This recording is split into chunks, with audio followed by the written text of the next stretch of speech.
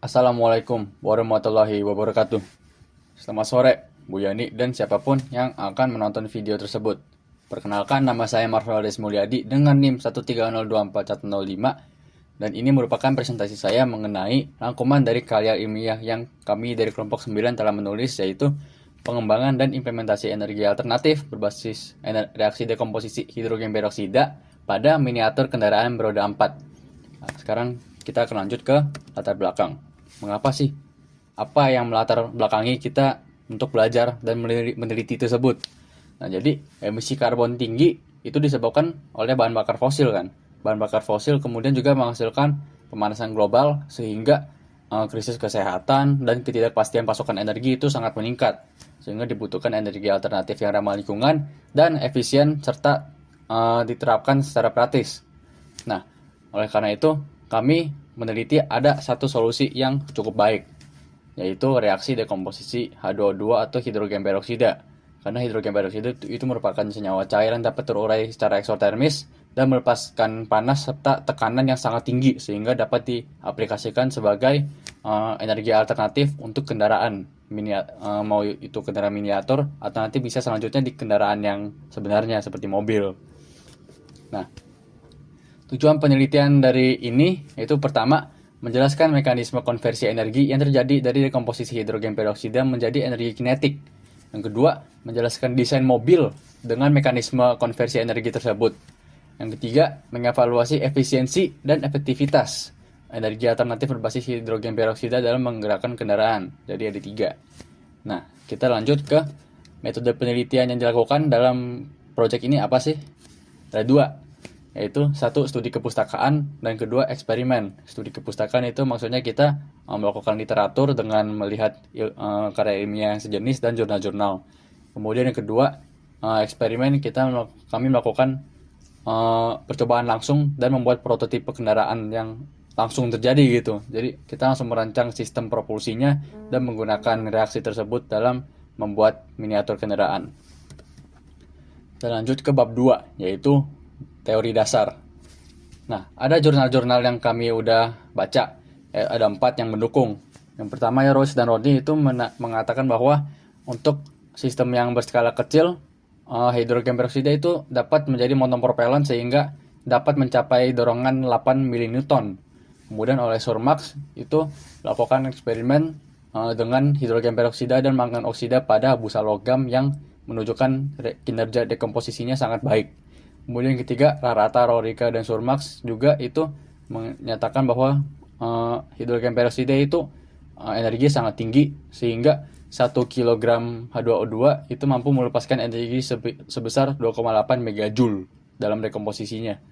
Kemudian yang keempat, oleh Mishra itu mengkategorikan hidrogen peroksida sebagai monopropelan yang mengandung unsur sebagai bahan bakar dan oksidator. Jadi bisa sebagai 2 ini, bisa bahan bakar, bisa oksidator, makanya sangat efektif. Nah, ini salah satu contoh gambar eksperimen dekomposisi hidrogen peroksida. Seperti yang terlihat sangat efektif ya, sangat reaktif lah, gasnya itu sangat banyak. Kemudian aplikasinya dalam penelitian apa sih? Teori-teorinya tadi itu jadinya gimana gitu.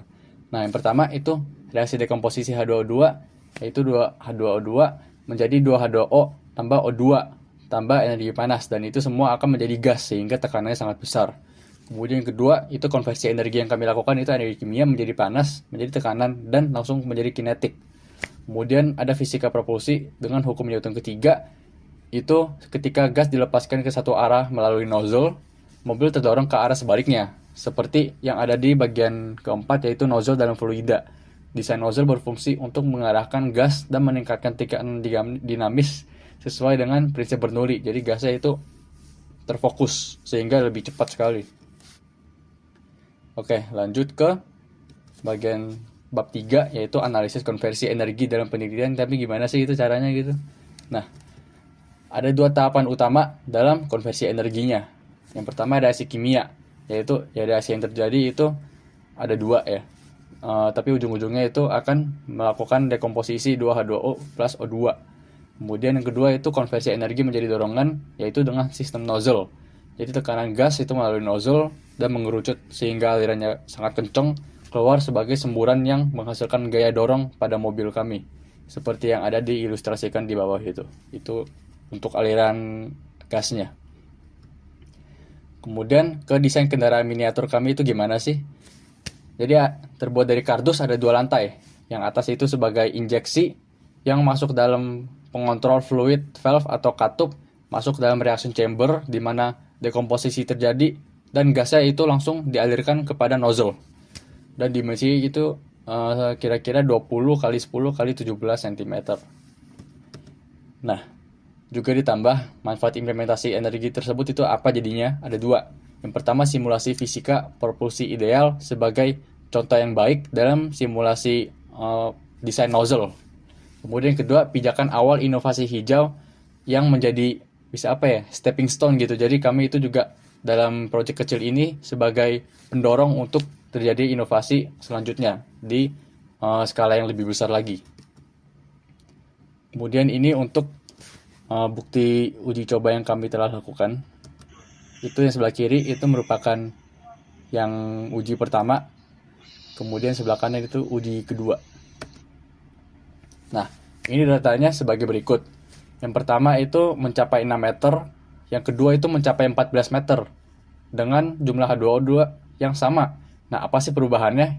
Yang kedua itu nozzle-nya diganti dengan aluminium yang awalnya besi. Nah, itu juga menunjukkan sebagai bahan nozzle itu sangat mempengaruhi, dan beban itu juga sangat mempengaruhi sebagai efisiensi dari kendaraan kami. Nah, lanjut ke analisa performa dan efektivitas atau bab 4. Untuk efektivitas energi kami, itu yang pertama, sistem berhasil mengubah energi kimia menjadi gaya dorong kendaraan. Yang kedua, mobil mampu melaju sejauh 14 meter dengan volume yang terbatas H2O2-nya yaitu 60 ml. Yang ketiga, konversi energi cukup efisien secara eksperimen, tetapi masih dapat ditingkatkan untuk skala yang besar lagi dan untuk yang bisa dibilang lebih serius lagi lah untuk dilanjutkan. Nah, kendala dan solusinya itu saat pengujian mobil berbelok. Nah, itu solusinya adalah menstabilkan struktur roda dan distribusi berat kendaraan. Yang kedua, saat PRD itu mobil tidak mencapai 30 meter, cuma 14. Nah, itu solusinya adalah menambah kapasitas penampungan bahan bakar, yaitu H2O2. Yang ketiga, itu aliran gas tidak sepenuhnya efisien, seperti agak belok gitu, karena desainnya nggak presisi seperti yang diilustrasikan.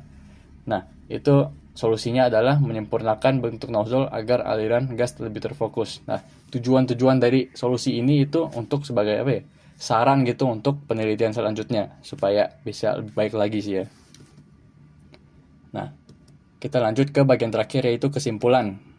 Yang pertama, mekanisme konversi energi dekomposisi H2O2 itu diawali dengan reaksi eksotermis yang menghasilkan gas, sehingga dikonversi menjadi tahap selanjutnya, yaitu konversi melewati nozzle berdasarkan prinsip Bernoulli dan hukum Newton 3. Yang kedua, desain miniatur kendaraan itu terdiri dari 3 bagian, yaitu injektor, ruang reaksi, dan nozzle sebagai komponen utama. Yang ketiga, sistem propulsi itu yang berbasis H2O2 tersebut menunjukkan efektivitas yang cukup baik ya, dapat dalam sekali jalan itu 14 meter. Nah, namun efisiensi itu terpengaruhi oleh bentuk nozzle, tekanan sistem, dan distribusi massa kendaraan. Sehingga ya masih banyak yang masih bisa dikembangkan sih ya. Oke, jadi sekian dari saya untuk informasi intinya. Sebenarnya kami itu nggak menciptakan mesin besar, tapi kami hanya menunjukkan bahwa ide kecil gitu, seperti yang kami telah melakukan, jika diarahkan dengan benar, itu bisa mendorongkan sesuatu untuk maju, untuk menjadi besar gitu.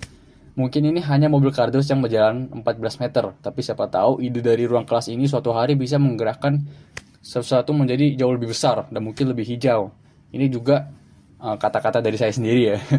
Sebuah dorongan kecil menuju perubahan yang besar. Terima kasih udah menyaksikan. Assalamualaikum warahmatullahi wabarakatuh. Selamat sore.